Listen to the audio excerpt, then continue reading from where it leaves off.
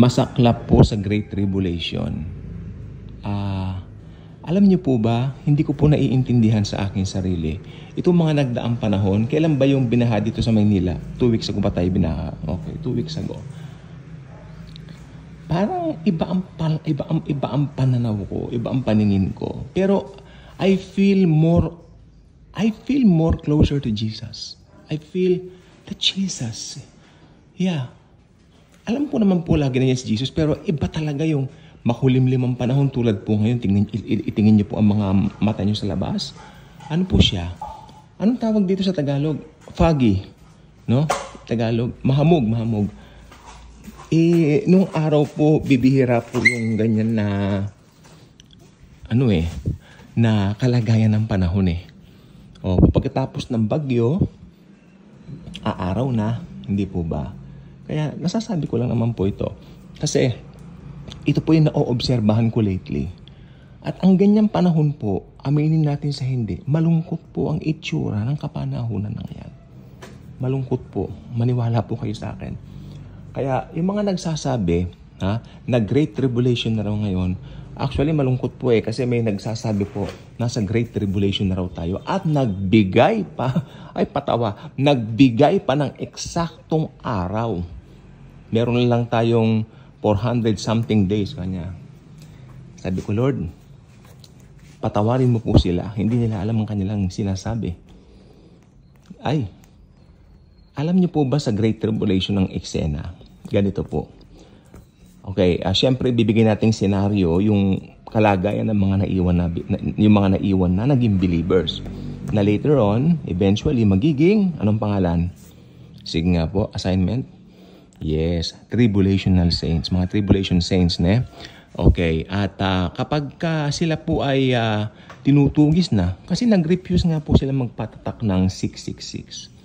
Kapag sila po ay tinutugis na, tago dito, tago doon. Pero safe naman sila kasi may Petra sila mga Israelites.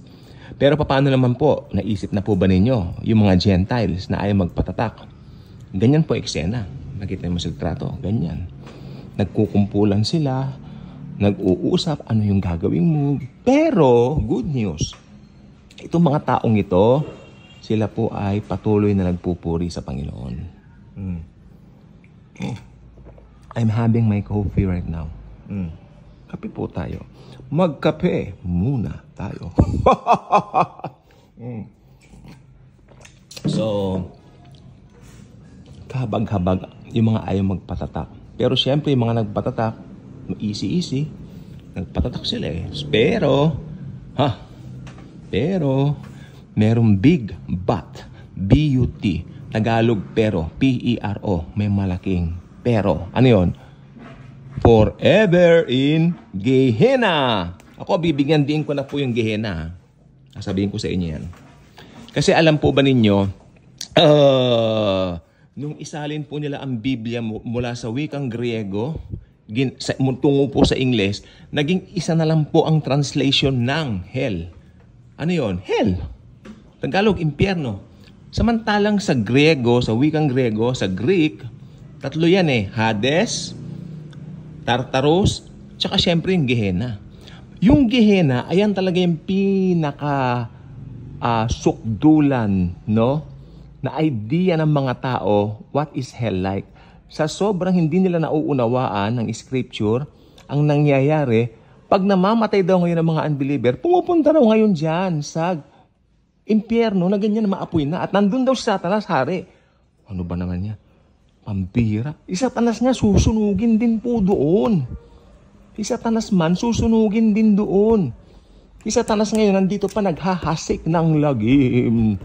Parang yung araw, yung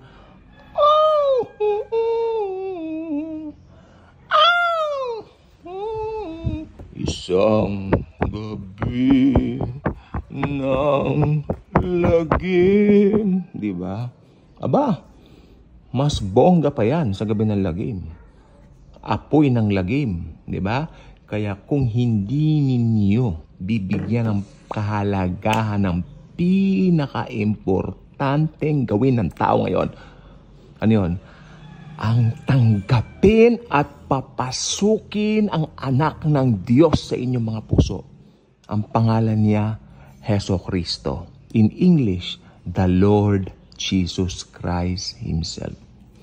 Pag yan napabayaan nyo sa lifetime na ito, that's it.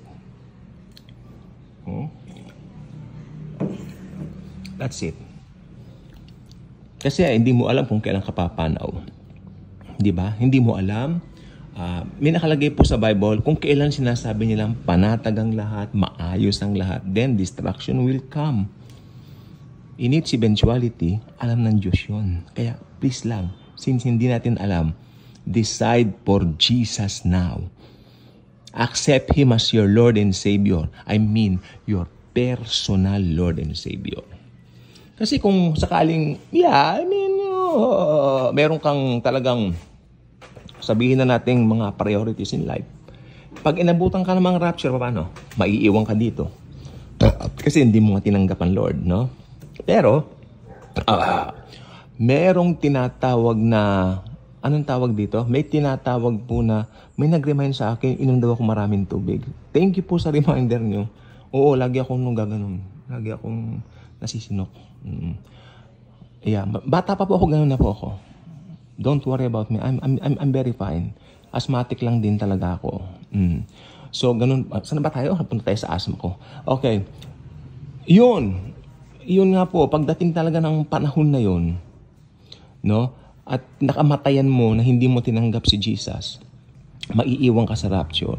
Pero sa kabutihan loob pa rin ng Diyos, sa pamamagitan ng Panginoong Jesucristo, syempre, ay meron pa rin siyang grace na inilaan sa Great Tribulation para sa inyo.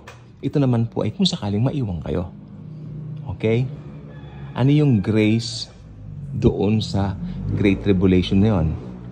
Aba, ang magpapugot ng ulo. Abay, totoo po. Yan po ay biyaya. During the Great Tribulation, gusto mo makapunta ng langit, ay magpapugot ka ng ulo. Di ba? Wala bang ibang paraan para makapunta ng langit sa Great Tribulation maliban sa pagpapapugot ng ulo? Wala po, sapagkat nakalagay po yan sa aklat ng Revelation. Silang mga pinugutan sa pangalan ng Panginoong Hesukristo. In the name of Jesus, they were beheaded. Di ba? Anong ibang paraan? Paano pag nabaril? Aba, nagbibigay kayo iba-ibang senaryo. Paano pag nahulog sa building?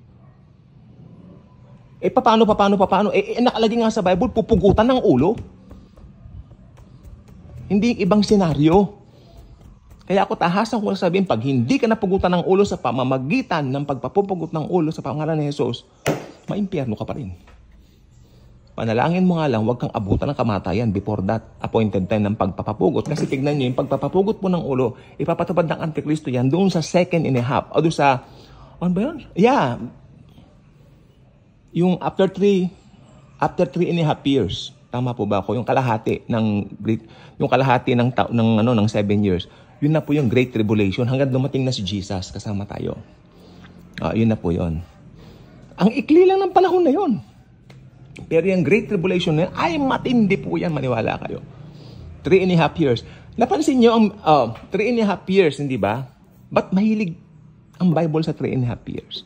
Yung hirap na daranasin ng mundo 3.5 years.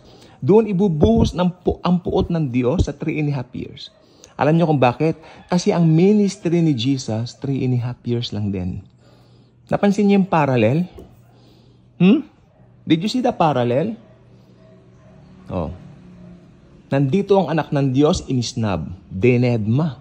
Hindi pinansin, ngayon napunta sila dito sa pagpapapugot. Pero kung wise ka at naiwan ka rin lang sa rapture, abay magpapapugot ka talaga. Kasi gusto mong pumunta ng langit. Ay, ako mga kaibigan ko, mga kababayan, ang gandang pumunta sa langit. Ha? Alam mo, nandito ka sa lupa, may eternal life ka na. Ang sarap ng pakiramdam mo. You know Jesus is with you always.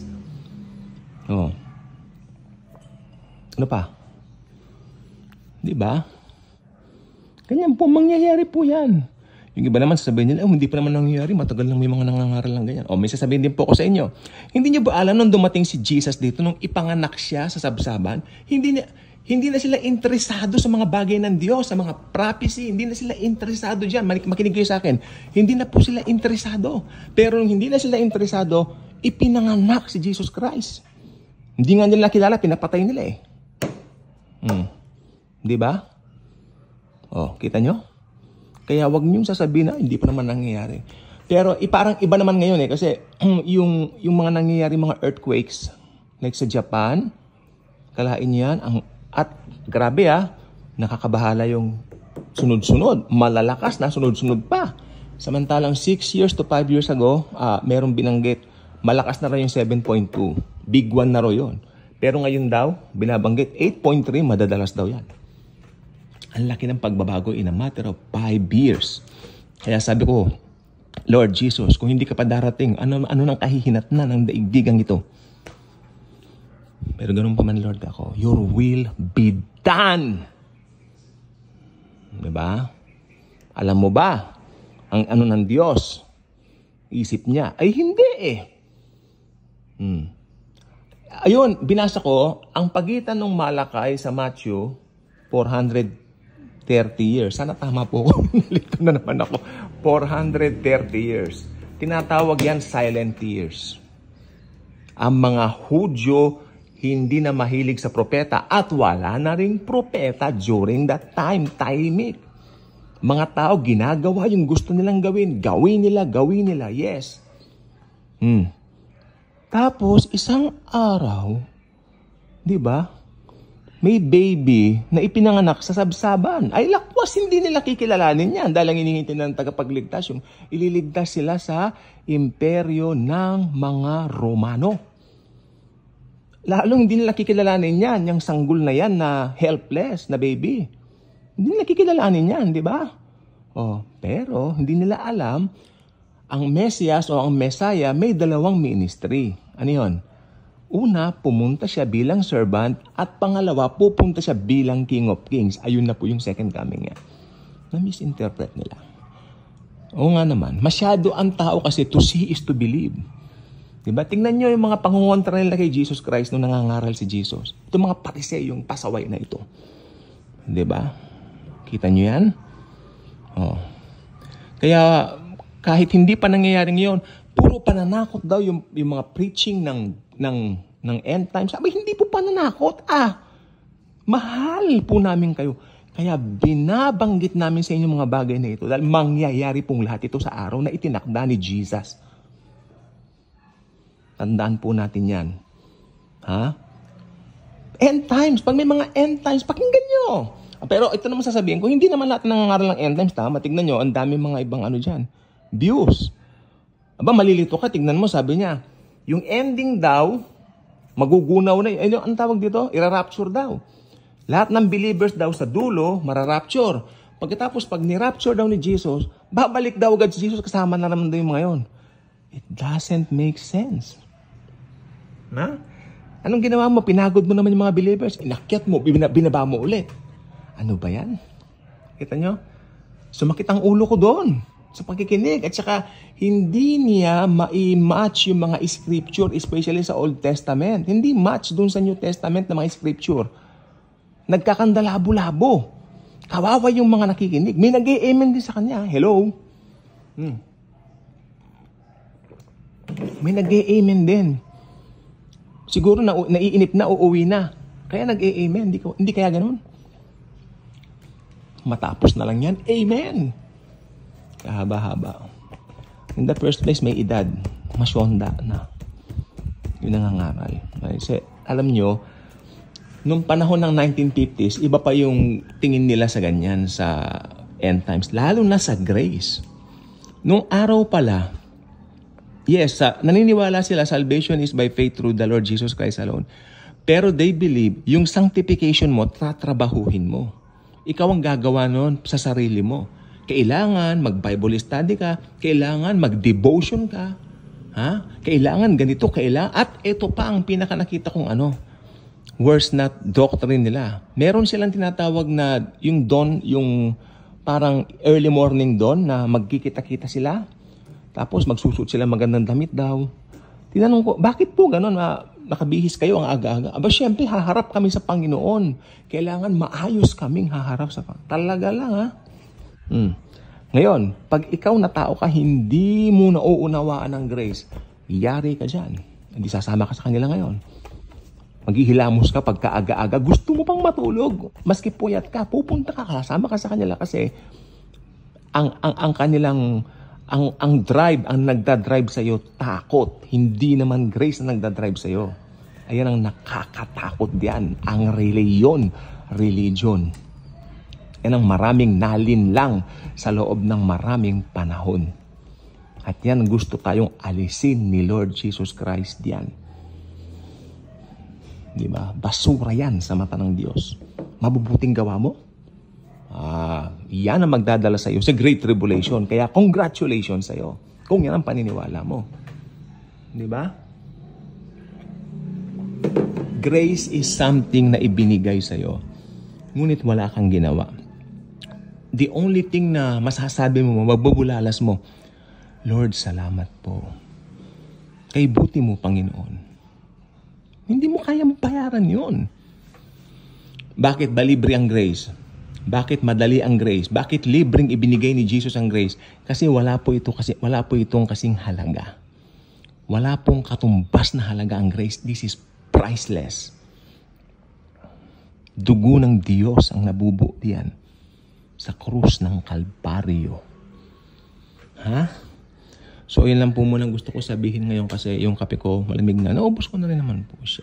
Okay? At may gagawin pa po kasi konti. So, ayan. So, kung tumanggap ka naman na kay Jesus, nakahanda ka na. You are rapture ready.